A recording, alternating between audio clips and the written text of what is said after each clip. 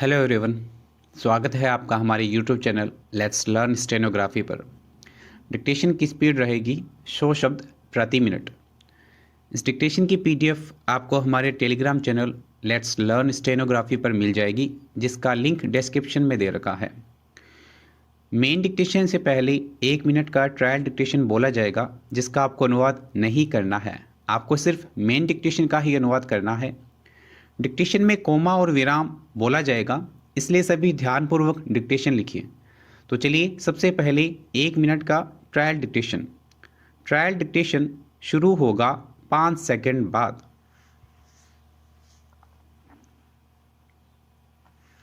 वर्तमान समाज में व्याप्त बुराइयों का यदि वैश्विक दृष्टिकोण से आकलन किया जाए तो निसंदेह मादक दवाओं के व्यसन और उनके कुप्रभावों को प्रथम स्थान प्राप्त होगा। विराम। वैसे तो उच्च कोटि की बोध शक्ति और सचेतना प्रकृति द्वारा मानव जाति को प्रदत्त सबसे बड़ी देन है, किंतु यह भी कटु सत्य है कि समाज में गहराता तनाव और स्वच्छंदता एवं उन्मुक्तता की बढ़ती आकांक्षा प्राय पृथ्वी के ही इस श्रेष्ठ जीवन को वास्तविकता से पलायन के लिए और निश्चेतना में जाने हेतु मादक दवाओं के शरणागत होने के लिए विवश कर देते हैं। विराम। अनेक कारकों द्वारा यह स्पष्ट होता है। विराम। यह थी आपकी ट्रायल डिक्टेशन। अब लिखिए मूल डिक्टेशन। मूल डिक्टेशन शुरू होगा 5 सेकंड बाद।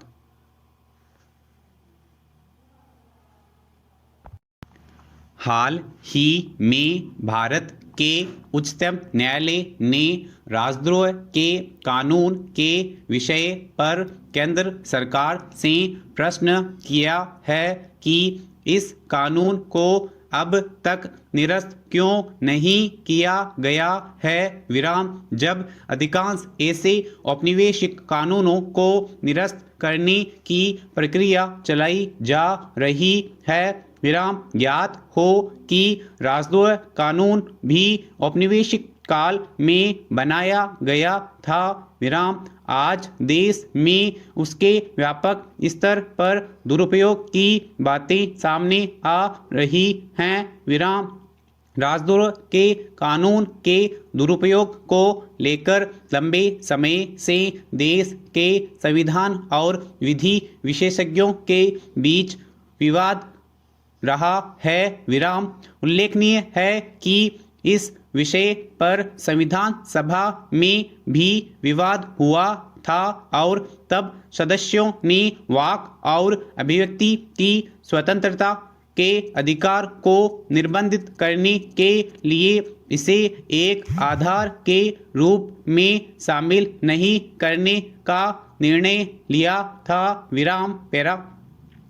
ध्यातव्य हो कि इस विषय पर संविधान सभा में एक प्रस्ताव प्रस्तुत कर इस अधिकार को निर्बंधित करने के लिए कुछ आधारों जैसे परिवाद, बदनामी, मानहानि, सदाचार या नैतिकता के विरुद्ध अपराध, राजद्रोह या राज्य की सुरक्षा पर आघात करने वाले अन्य कार्यों को शामिल करने की बात कही गई थी, लेकिन सदस्यों ने राजद्रोह के विषय पर उसकी दमनकारी प्रकृति के कारण उपेक्षा का दृष्टिकोण अपनाया और अंततः इसे संविधान में शामिल नहीं किया गया। विराम। इसे शामिल नहीं किए जाने वाले कारणों में एक महत्वपूर्ण कारण यह था कि इसे भारत के स्वतंत्रता संग्राम से जुड़े बड़े नेताओं, विशेषकर लोकमान्य बाल गंगाधर तिलक और महात्मा गांधी के विचारों का दमन करने के लिए प्रयोग किया गया था। विराम। एक और महत्वपूर्ण बात यह है कि राजद्रोह की संकल्पना भारतीय दंड संहिता 1860 के मूल दस्तावेज में नहीं रखी गई थी विराम। इसे एक संशोधन के जरिए 1870 में धारा 124 ए के अनुसार जो कोई बोले गए या लिखे गए शब्दों द्वारा या संकेतों के द्वारा या दूसरे रूपेण द्वारा या अथवा भारत में विधि द्वारा स्थापित सरकार के प्रति घृणा या अवमान पैदा करेगा या पैदा करने का प्रयत्न करेगा, असंतोष उत्पन्न करेगा या करने का प्रयत्न करेगा, उसे आजीवन कारावास या 3 वर्ष तक की कैद और जुर्माना अथवा सभी से दंडित किया जाएगा विराम। राजद्रोह का मतलब इस प्रावधान से है कि यह स्पष्ट है कि राजद्रोह एक जघन्य अपराध है विराम। यहाँ राजद्रोह का अर्थ समझना अनिवार्य है विराम। इसे राष्ट्रद्रोह या देशद्रोह नहीं कहा जाना चाहिए विराम। राजद्रोह का संबंध सरकार से है विराम। राष्ट्र एक राजनीतिक और सांस्कृतिक संकल्पना है, जिससे राज्य के अनिवार्य तत्वों के अलावा वहां निवास करने वाली जनसंख्या में एकता की भावना शामिल है विराम। दूसरी ओर देश शब्द का प्रयोग भौगोलिक संदर्भ में किया जाता है विराम। अतः राजद्रोह इन दोनों ही संकल्पनाओं से भिन्न है विराम। भारत के उच्चतम न्यायालय ने व्रजभूषण बनाम दिल्ली राज्य 1950 और रमेश थापर बनाम मद्रास राज्य 1950 मामलों में कहा था कि दंड संहिता की धारा 124 ए संविधान के प्रावधान के संगत नहीं है, लेकिन बाद में न्यायालय ने केदारनाथ यादव बनाम बिहार राज्य 1960 मामले में धारा 124 ए की संवैधानिक वैधता को स्वीकार कर लिया था विराम। सदन में पहले संशोधन अधिनियम 1951 द्वारा लोक व्यवस्था शब्दावली को राज्य की सुरक्षा के उद्देश्य से अभिव्यक्ति की स्वतंत्रता के अधिकार पर निर्बंधन लगाने वाले एक आधार के रूप में अनुच्छेद 19 में शामिल किया गया है विराम। उच्चतम न्यायालय ने किशोरी मोहन बनाम पश्चिम बंगाल राज्य 1972 मामले में एक लोक व्यवस्था और राज्य की सुरक्षा के बीच अंतर की व्याख्या की है विराम।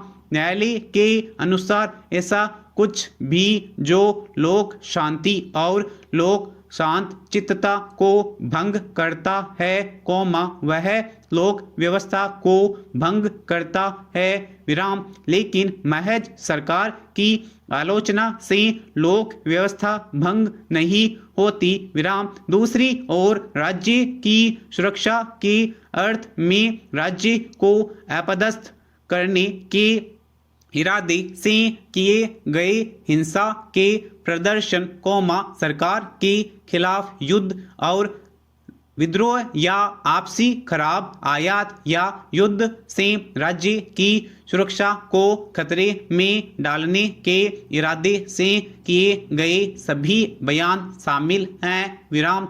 ऐसी व्याख्या से यह स्पष्ट है कि सरकारी कार्यों, नीतियों और कार्यक्रमों की आलोचना पर रोक लगाने के उद्देश्य से असहमति पर अंकुश लगाने या वाक और अभिव्यक्ति की स्वतंत्रता के अधिकार को प्रतिबंधित करने के लिए राजद्रोह के कानून को लागू करना संवैधानिक जनादेश के गंभीर उल्लंघन के रूप में देखा जा सकता है विराम। पेरा अभिव्यक्ति की स्वतंत्रता का महत्व यहाँ यह उल्लेख करता है कि ऐसा समीचीन है कि लोकतांत्रिक मूल्यों का आधुनिकीकरण अधिकारों के प्रति निरंतर बढ़ती जागरूकता में स्पष्ट रूप से झलकता है। विराम आज की विश्व व्यवस्था में वैश्वीकरण और आर्थिक उदारीकरण के प्रसार के बाद यह बात बिल्कुल स्पष्ट हो गई है कि राष्ट्रों के समक्ष विद्यमान समस्याओं का समाधान सहमति आधारित निर्णय के बिना संभव नहीं है। विराम वास्तव में सहमति निर्माण लोकतांत्रिक शासन के सबसे ठोस कार्यात्मक स्तंभों में से एक है। विराम साथ ही यह लोकतांत्रिक निर्णय के सर्वोत्तम उदाहरणों में से एक है। विराम यह तभी संभव हो सकता है जब विश्व भर में नागरिकों को जानने का अधिकार सूचना का अधिकार विचारिक स्वतंत्रता का अधिकार और वाक एवं अभिव्यक्ति की स्वतंत्रता का अधिकार देकर उन्हें सशक्त बनाया जाता है। विराम भारत के संविधान में अनुच्छेद 19 में प्रत्येक नागरिक को वाक एवं अभिव्यक्ति की स्वतंत्रता का अधिकार प्रदान किया गया है। विराम इसके अर्थ में जानने का अधिकार विचारों की स्वतंत्रता और प्रेस की स्वतंत्रता का अधिकार अंतर्निहित है। विराम जहां तक सूचना के अधिकार का प्रश्न है यह एक सांविधिक मूल अधिकार है और वाक एवं अभिव्यक्ति की स्वतंत्रता की एक प्रजाति के रूप में विकसित अधिकार है। विराम इन सभी से भारत के लोकतांत्रिक शासन में अभिव्यक्ति की स्वतंत्रता के महत्व की पुष्टि होती है। विराम इसे इस रूप में प्रमाणित किया जा सकता है कि भारत के